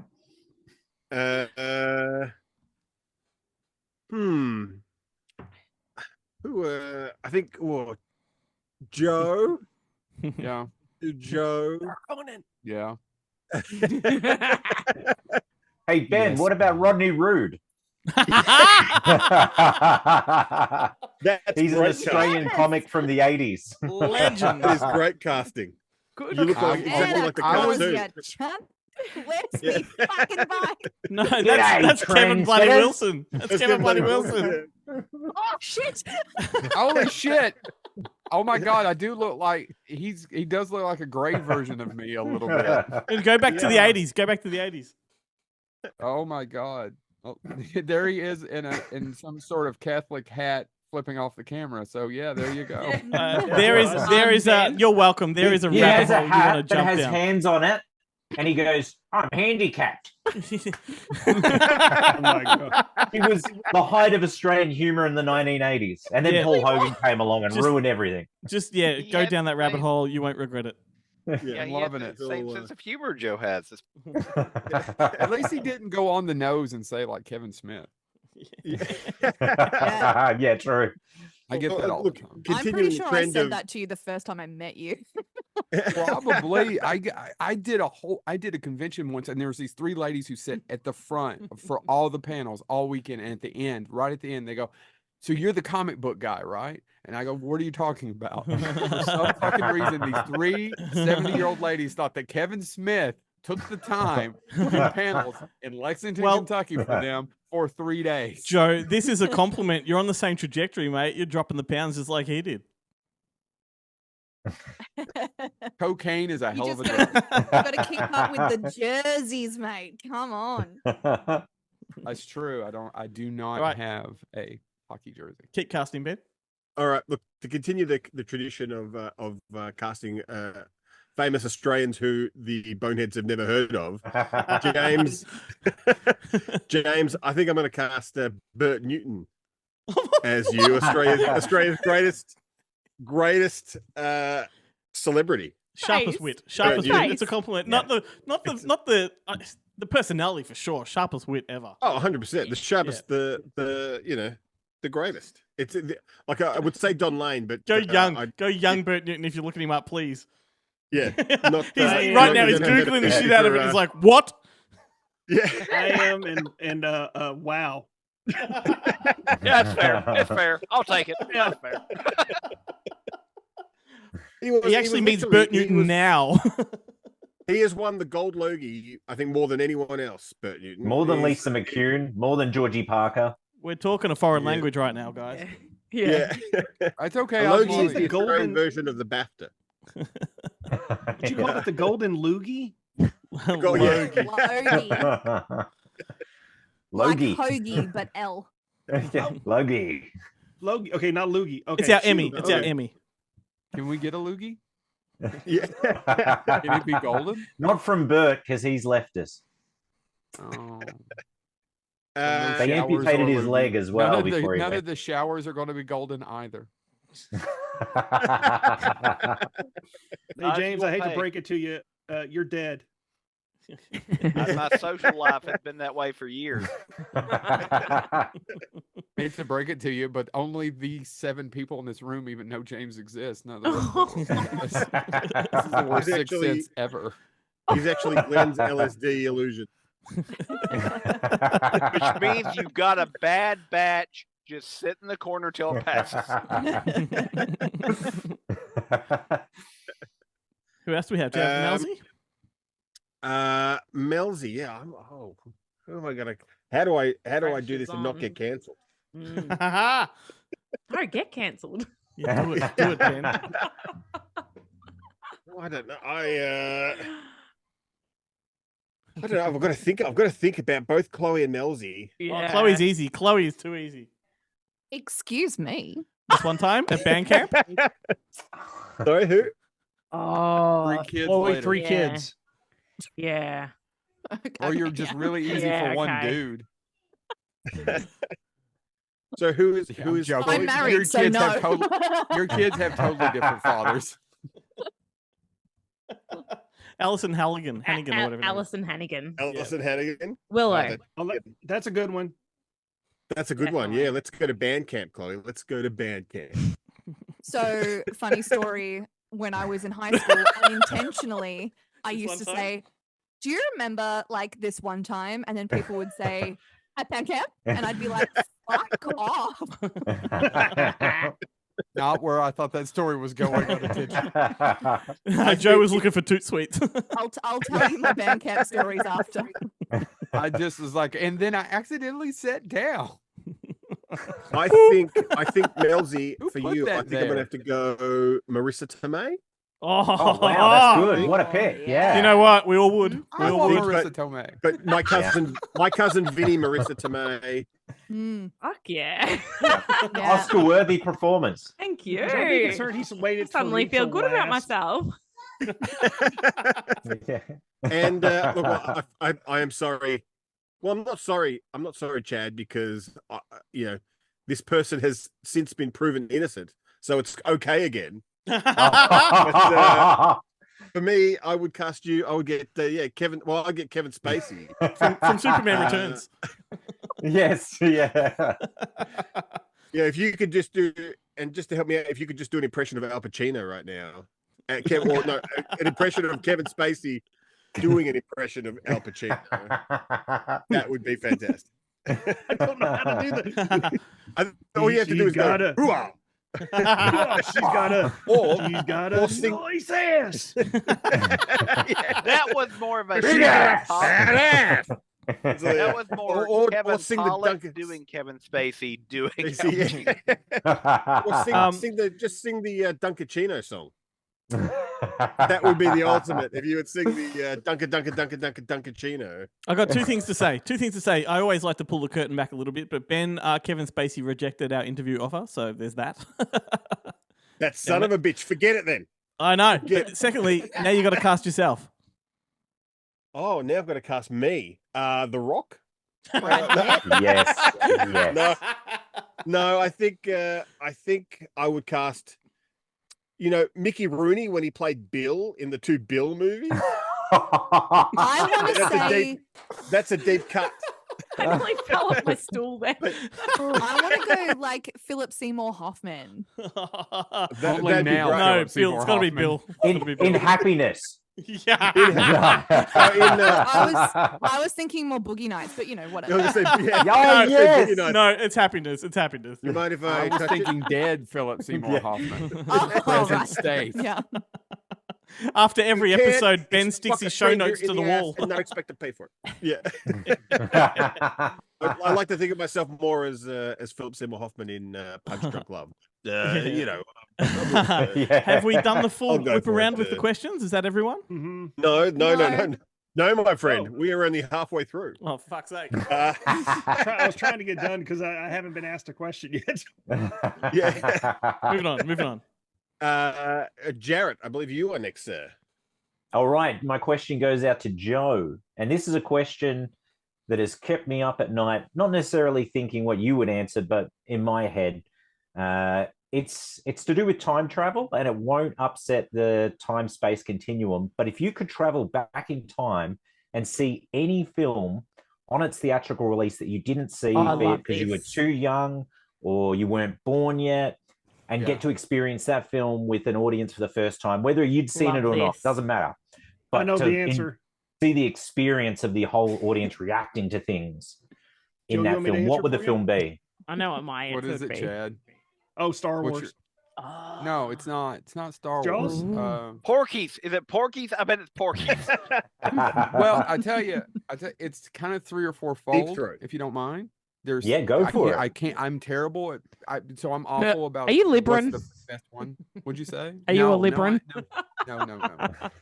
No, I'm straight. I'm not. We can't even make decisions in that way. So. Oh no, I'm sorry. I'm just an ass. Wouldn't it have been cool? Chad's half right. It'd be one of them would be Empire when Vader to the theater when Vader says it, and the other one would be. Wouldn't it be cool to be there for Psycho? Oh, that's Ooh, mine. yeah. That's mine. Yes, Yeah. and I just want Sorry, to add, I'm I so think fucking Chloe's on frozen. point. Oh, Is I she? thought she was just really pissed at me. Wow, that would be for my Psycho answer. would be incredible because that reveal, like, whoa, okay, we've Yeah. Can you imagine? Was it 59 or 60? Can you imagine 60. being in the 60, theater? yeah. 60. So, and you just that, and another one just because there is a ton through the 80s, but there's so many. That's a really great question, but I don't know that Psycho is one of my favorite movie. I don't even know if it's not my favorite Hitchcock film, but I can't imagine being in the theater in 1960 and watching those people melt the fuck down. Yeah. minds would have been 100%. blown. Yeah, Yeah. 100%. Because nobody saw that coming. I We actually all think know it now. Yeah. mine would be, and I would kind of. Nobody did see it asked you, in Ben. cinema, all questions go back to Ben. is From Dusk Till Dawn, just because I remember when Oh, it came yeah. out on video, and the amount of people who came into the video store returning it going, "Oh, I thought it was going to be a Tarantino crime movie, and halfway through it turned into a vampire film. It's fucking shit." Ben, I'd Ben, love can I to tell see you that in something? the cinema. I did see it in the cinema with my mom. I did too. I saw it in the cinema with my mum as well. With Cheech going, my favorite new flavor, apple pie. Well, I watched it first time with my mum, and then there's that scene when Juliette Lewis says, "You want to eat my pussy?" Yes. Yeah. Yes. Yeah. Oh, dear. One of them Mom helped with said that later. yes. The difference It's like, is, Mom, by the the TV way, can't hear you. the difference is that Joe's mom corrected them and said, "No, you actually can't do it that way. The better technique," and it got really complicated. Oh, damn. The We've lost implication Chloe. I'm making is that Joe's mother is a her. She's a hoe. She's a her. Where are we at? Where are we at, Ben? Well, look, it was going to be Chloe next, but we'll have to wait for her to jump back in. So, a Glenn. Alrighty, I've got James, and mine's pretty basic too. But I'm wondering if you had to recommend one John Hughes movie to someone that's never heard of him, which one would you choose? How rapey do you get? Can it just be written by him, or does it have to be directed by him as just- well? That's a No, very just good question. any John Hughes. Both of I Christopher Reeve. mean, yeah, I think that the knee jerk reaction would probably be.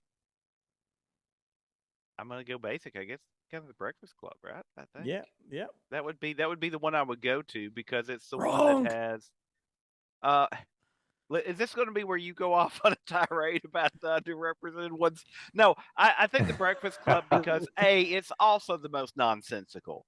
That Mhm. is the height of 80s fantasy because this may shock you all, but I was the nerd in high school and now, and when I was born, the only person the doctor willingly slapped multiple times. Anyway, the point being, none of that would actually work out that way, right? Like nobody's going to be like, "Oh, we've all grown in an afternoon of detention together." But to Hughes' credit, it works, right? I watched that movie and I'm like, "Oh, well, the guy that was going to kill himself is better now." No, he's not. He wouldn't be. So I think there's so much in that film that shouldn't work, but there's something about the way that it's done to where I can watch it and I'm not like, "Oh, let me roll my eyes in the back of my head." And that's the power of an 80s John Hughes. Just it works. And so that would be the one I would say, because the other ones don't hold that magic as well. As you said, they can come across as a little rapey, and that one's problematic as well. But there's something about it that holds up anyway. Chad's just shaking his head. What's going on? It has to be Plane, Trains, and Automobiles. Yeah, that'd be right. Yeah, I think Not Baby's Day Out. Oh, you jackass. I think Having I a baby. declassify Planes, Trains, and Automobiles though, because that doesn't have it does, but it doesn't have. Somebody else could have done that movie, and it would have been okay. It would have worked. Oh, I don't know about that. You don't think the magic of John Candy, sir? If you besmirch John Candy, I'll burn your house down. If I could find the animated series Camp Candy on DVD, I'd be watching it right now. As would I. Well, there's me left. Well, and yep, you can go ahead. Chloe's on her way back. Her dog, she on her way back? Okay, her so I'll dog pulled the I'll do- internet out. What happened to her dog? It pulled the internet out. Oh, damn dog! Ate my Classic. lunch too. Lucky it's Oh, no, so my homework. cute. My homework. Sorry. Yeah. Well, my question is for Jarrett. Oh, And my question is, now I know previously you've worked in a cinema, you've spent a lot of time in a cinema, you lost your virginity in a cinema. I am Oh, curious, what is, aside from that, what is the most disgusting thing you've seen take place in a cinema? it was a gentleman Either- masturbating either during on Sex screen. and Zen 3D. I think it was. I think no, not That wasn't 3D. It was that just long Sex and Zen 2 or 3. Yeah, about 2001 or so. Yeah. I got asked to go in. I was in projection, but they called me down because the only other people on the floor were Candy Bar and Usher were both female, and one of them had spotted. So I had to go in and I go, "Excuse me, sir, can you pull up your pants? I'm going to have to ask you to leave." There was a young teenage couple that were really going at it during the previews before Moulin Rouge. They didn't make it to the feature. They were going pretty hard at it in the trailer, and her underwear was like right, down at her ankles, pretty much on the ground. And I said, "Excuse me, madam, can you put your underwear on?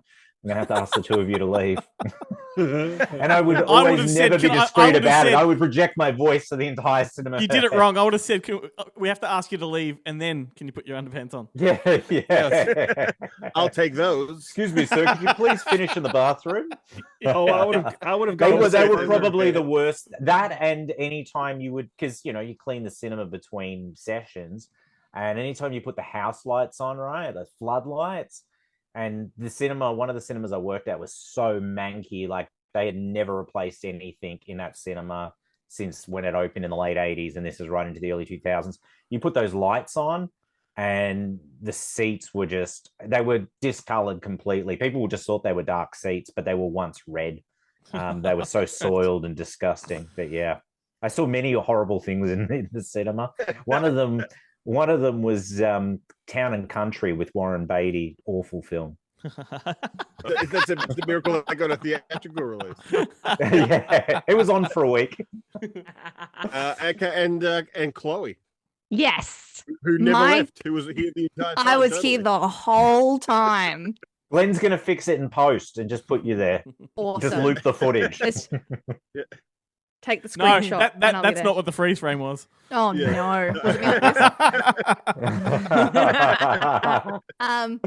this? So my question is for the Chad. Why do I always go last? I think you know. I don't know, Saves the because best according for to your last. life, you go quickly. Because So mine is a really quick one, I think, for you, Chad. It is Fuck, Marry, Kill. Oh my And I'm going to give you 3 God. people. All right. Okay. So Fuck, Marry, Kill. We've got Nick Cage.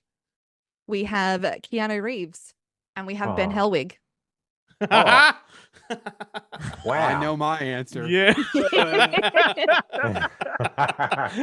Now, can he go into detail? Can he do it all at once and decide who he's going to kill last, so they have to watch? No, It's up to him. He can be as fuck creative Ben while he as tells likes. us the other two? So fuck Nick Cage, just because that man is crazy, and I know I would go away needing medical attention. And he gives good smooches. yeah.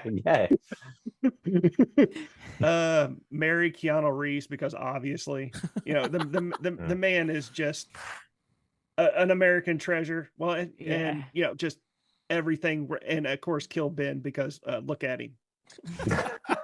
Damn. Okay. Oh, Ben. Harsh. Damn. Ben. And Listen. It was that Kevin Spacey casting that did it, I reckon. That is I can exactly hear- what did it. I I can would hear have my married mother in Ben, the but then background he going, "You compared make me the to right Kevin choice." Spacey. Sorry, Ben, I didn't mean to interrupt you. I can hear my mother in the background saying you made the right choice. By the way, I do love the fact that Chad said he would kill you, but then followed that with, "Sorry, I didn't mean to interrupt you. I will murder you and dance in your blood." Well, also, rain down I love upon Ben, you. and I I'm knew if so I sorry I love Ben, and I knew if I threw a toaster in the bathtub, he wouldn't take offense to it. He'd wonder where the toast is. It's Melzy's toaster that's right behind her there. That awesome looking No. specimen there. Yeah. That's outrageous. I demand to get killed by a 4-piece toaster. I need to die of fatty liver disease, and which requires 4 pieces of toast for breakfast. I don't give a flying fuck into a rolling donut about what Al Pacino thinks. All right, Benjamin, that leaves us, mate. I'm going to go first, if you don't mind. You pretty much know mine anyway, but the others might not. Number 3 is kind of out of left field, and this is purely based on enjoyment. It's not the greatest film, but I had a fucking great time in the cinema with you, and it was Gran Turismo. I fucking adored that film. It's like the new generation's version of Days of Thunder. It was loud. It was fun. It was thrilling. Like, yeah, just such a good time in the cinema. I have to say, what's so amazing about it is that I fucking hate the game. No interest in the game. Love the film. Well, I mean, yeah, and the film's not really about the game. It's not an adaptation of the game at all. Well, it is about the game. Yeah, but it's not an it's not about adaptation. the So that's my number 3. Number 2, I've actually switched this out. It was my number 1, but Saltburn is going in at number 2. That movie just blew me away. It was a bit of a shock to the system when I saw it. I just couldn't stop thinking about it, and I just loved everything about it. But number 1 is, without a doubt, So You're Not Invited to My Bar Mitzvah, the new Adam Sandler Netflix film, which I think is absolutely fucking great. It's one of the best things he's ever done. It stars his whole family. His daughter is the lead actress. His other daughter is the support actress. It's a very personal film, but it's very much like a John Hughes film from the 80s, transported to now. And I don't know how you could not like it when you watch it. So that's my number 1.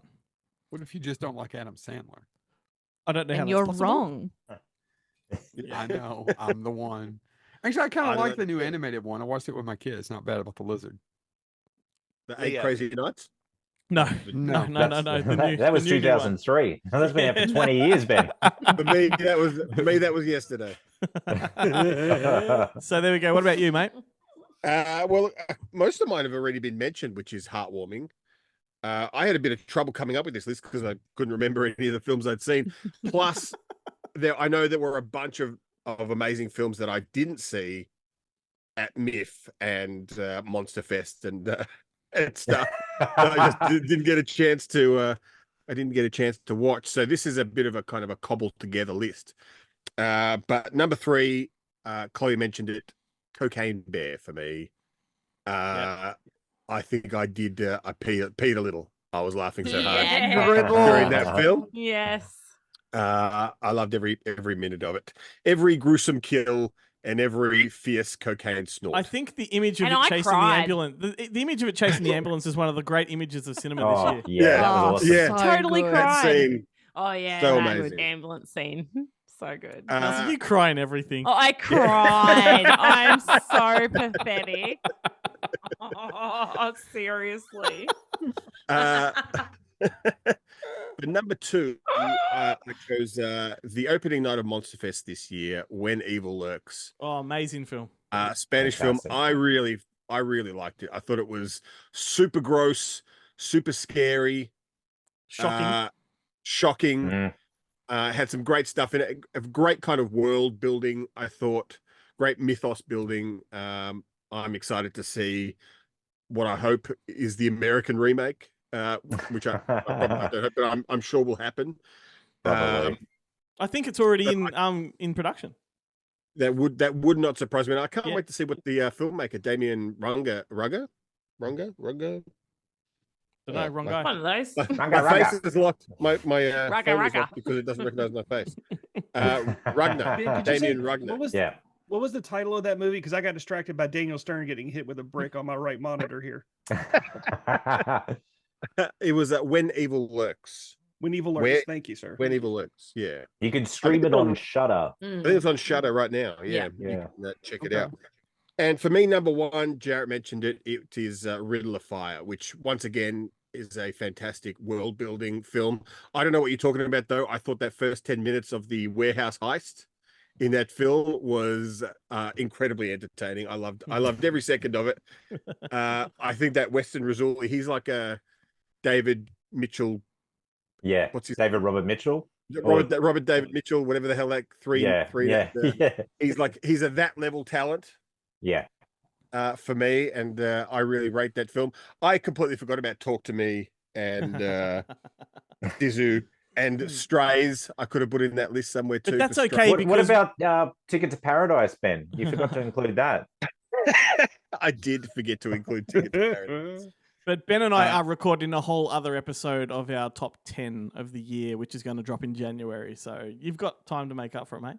I've got that traditionally what I do is in preparation for these lists is I spend that 5 days off between Christmas and New Year's trying to cram in as many new films that have come out this year as I can. this year I think it's just going to be all Hallmark movies because I haven't watched a one. Well, what about is the recording taking place after December 22nd? Yes. So Yes. Ben will have an opportunity at least to watch Saltburn on Yes. Amazon Prime. So you'll be able to cram that one in. I'm hoping that one and the what's the name one that you mentioned is coming out in January. Poor Things.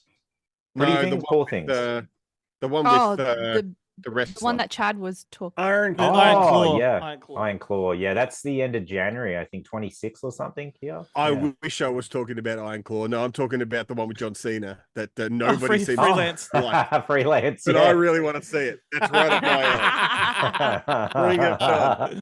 Ain't we a pair? Raggedy Man.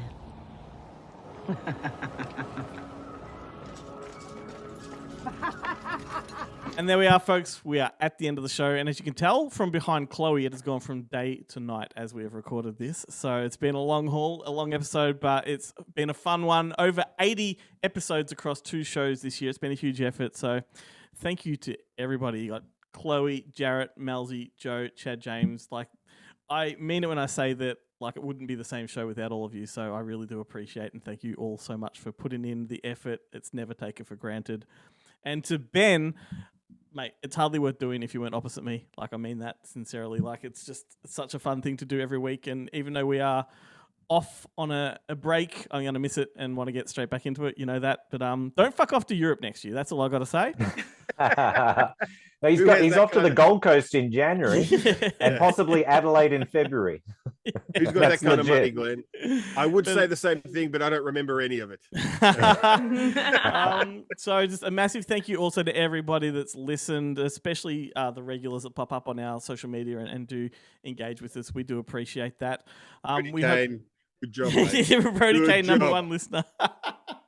Hope you've all enjoyed the show as much as we've enjoyed making it. There will be more thank yous in the video montage I'm about to play. But we are about to head off for our extended break over the summer. But I'm going to just throw it out to all of you. Anyone got any final words before we close it? No? I want to thank Jared. What? No, go ahead, ho ho, That's James. just that's a Transformers. That's a Ho, Transformers ho. movie joke. Yeah. We'll get just that waiting for one Chad. comment. We'll get that one comment after the show of someone who recognizes what that's from, and I salute you ahead of time. Well done. Anyone got any final words? I want to thank Jarrett for coming today and showing me what Mike Myers' recipe for ham salad is. Well, here's the secret ingredient that Chloe and I both know. I need an adult. Double I need an fister. adult. Awesome. Alrighty. If that is all, then we'll wrap it up. I'm going to leave you with a video of mostly Ben and I fumbling our way through the year, plus some thank yous. But we'll be back on March 4th to do it all over again. Until then, Merry Christmas to everybody. Have a reckless New Year, and we'll see you in 24. Woo!